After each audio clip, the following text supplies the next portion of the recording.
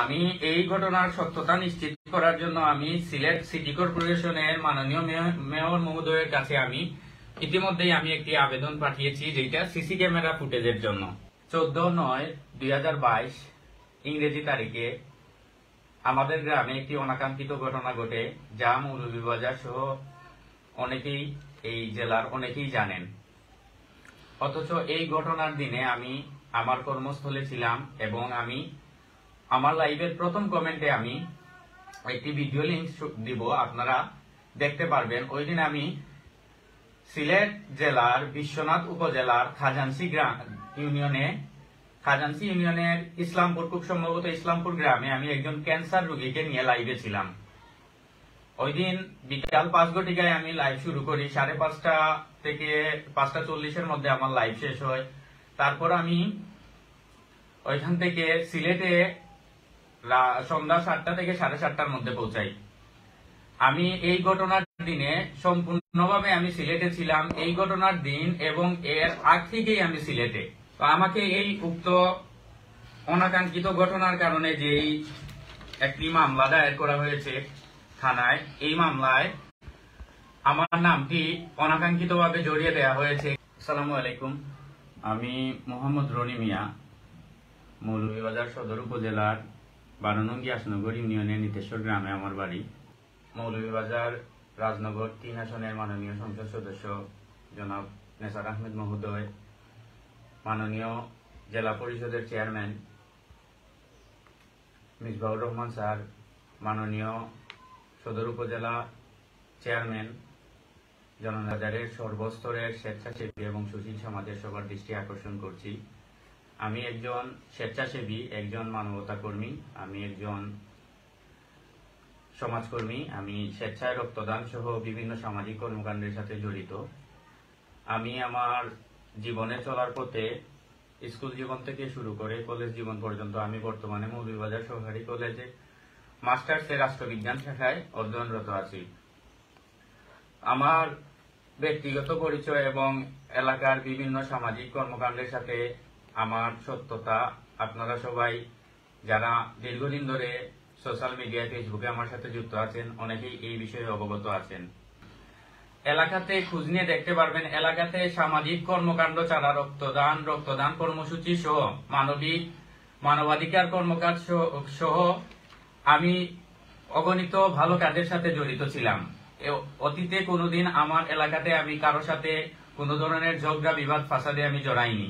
আমার বুঝ হওয়ার পর থেকে আমি 2013 সাল থেকে আমি নিতেশ্বর গ্রামের বাইরে থেকে বড় হয়েছি। আমি আমার কাজের কারণে আমি এলাকার বাইরে ছিলাম। মাঝে মধ্যে আমি ছুটি পেলে বাড়িতে যাই। আমি এই সময়টার জন্যই, ছুটি টাইমটার জন্যই আমি বাড়িতে যাই। 5 দিন, 7 দিন, 1 সপ্তাহ, 2 দিন, 4 দিন, এই টাইমগুলাই আমি সর্বোচ্চ বাড়িতে থাকি। কিন্তু কে বা কারা আমাকে এই মামলার সাথে জড়িত করেছে, আমি আমার পরিবার এবং এলাকার গুণীজন বিজ্ঞ মানুষকে আমি খোঁজখবর নেই, আমাকে নাকি ওনারা একটি ভিডিও ফুটেজে পেয়েছে। আমি আপনাদের পায়ে হাত রেখে বলতে চাই, যদি আমি এই ঘটনার সাথে কোনোভাবে জড়িত হই, এর কোনো প্রমাণ থাকে, আমি নিজে আপনাদের হাতে এসে ধরা দিব। আমি আইনের প্রতি শ্রদ্ধা রেখে আমি বলছি, আমি নিজে চলে আসব। আপনারা আমাকে গ্রেফতার করবেন, আইনের হাতে তুলে দিবেন, আমার যে শাস্তি হয় সেই শাস্তি আমি মাথা পেতে নিব। কিন্তু আমার কাছে সম্পূর্ণ তথ্য থাকার পরও, এই যে এখানে একটা প্রত্যয়নপত্র, যেটা আমি যেই বিল্ডিং এ আমি যেই কর্মস্থলে আছি, এই বিল্ডিং এর মালিকের এইখানে প্রত্যয়নপত্র, আমি উক্ত তারিখে এই স্থানে ছিলাম। তারপর হচ্ছে এখানে আরেকটি যে ব্যবসায়ী সমিতি, মার্কেট ব্যবসায়ী সমিতির একটি প্রত্যয়নপত্র, যে এখানে আমি উপস্থিত ছিলাম। সম্পূর্ণ ঘটনার সত্যতা নিশ্চিতকরণের জন্য আমি সিসিটিভি ফুটেজ সংগ্রহ করছি এবং আমার আশেপাশের যারা ব্যবসায়ী তাদের সাক্ষাৎকার নিয়ে, তাদের জবানবন্দি নিয়ে ইতিমধ্যে আমার কাছে একটি ভিডিও ফুটেজ তৈরি হয়েছে, যেটা আমি পরবর্তীতে পাবলিশ করব। আমি আইনের প্রতি আনুগত্য এবং আইনের প্রতি যথেষ্ট সম্মান রেখে সম্মানপূর্বক আমি বিনীত অনুরোধ করছি, দয়া করে সঠিক তদন্তের মাধ্যমে আপনারা সঠিক অপরাধীকে বের করুন এবং আমাকে এবং আমার পরিবারকে এই হয়রানির হাত থেকে রক্ষা করুন। আমি একজন স্বেচ্ছাসেবী সমাজকর্মী হিসেবে আমি আপনাদের সবার কাছে আমি বিনীত অনুরোধ করছি, যে আমার এই কঠিন মুহূর্তে আপনারা আমার পাশে থাকুন, পাশে থেকে আমাকে সহযোগিতা করুন। আমি যদি অপরাধী হই তাহলে আমাকে শাস্তি দিন, আমাকে আইনের আওতায় নেওয়া হোক। আমি নিজেই চলে যাব, আমি নিজেই আইনের আওতায় চলে গিয়ে আমি বলবো আমি অপরাধী, আমি এই ঘটনার সাথে কোনোভাবেই সম্পৃক্ত নাই। আমি বারবার বলছি আমি এই ঘটনার সাথে কোনোভাবে সম্পৃক্ত নাই, কিন্তু আমাকে সম্পূর্ণ মানে ভিত্তিহীন ভাবে আমার নামটি এই মামলার সাথে জড়িয়ে দেওয়া হয়েছে। অথচ আমার ব্যক্তি জীবনে আজ পর্যন্ত আমি কোনোদিন কোর্টের বারান্দায় উঠিনি। আমার কারো জীবনে কোনো মামলা আসেনি, কিন্তু এই ঘটনার সাথে যারা আমাকে জড়িয়ে দিয়েছে মানে খুবই অনাকাঙ্ক্ষিত এটা। আমি একজন স্বেচ্ছাসেবী হিসেবে আপনাদের সবার কাছে আমি অনুরোধ করব, আমাকে এবং আমার পরিবারকে এই বিভ্রান্তিকর ঘটনা থেকে, এই বিভ্রান্তিকর পরিস্থিতি থেকে রক্ষা করুন। আমার মা একজন অসুস্থ মানুষ, এই খবর শোনার পর থেকে আমার মা ঠিক মতো খাওয়া দাওয়া করতে পারছেন না। একটা সন্তানের জীবনে এর থেকে ধিক্কারজনক ঘটনা কি হতে পারে?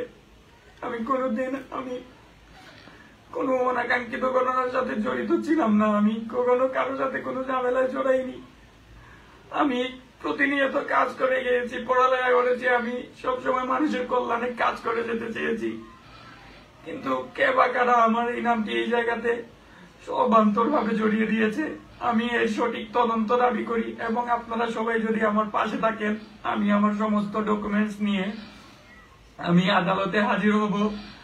আপনারা সবাই আমার পাশে থেকে যদি আমাকে সহযোগিতা করেন এবং আমার এই যে বিষয়টা আমাকে যদি প্রমাণিত তারা করতে পারে, কোনো ভিডিও ফুটেজে আমি ছিলাম, আমি সম্পূর্ণ তথ্য দিতে পারবো যে আমি ওই দিন এলাকাতে ছিলাম না, আমি গত 14 তারিখ ছিলাম না, 15 তারিখ ছিলাম না, 16 তারিখ ছিলাম না।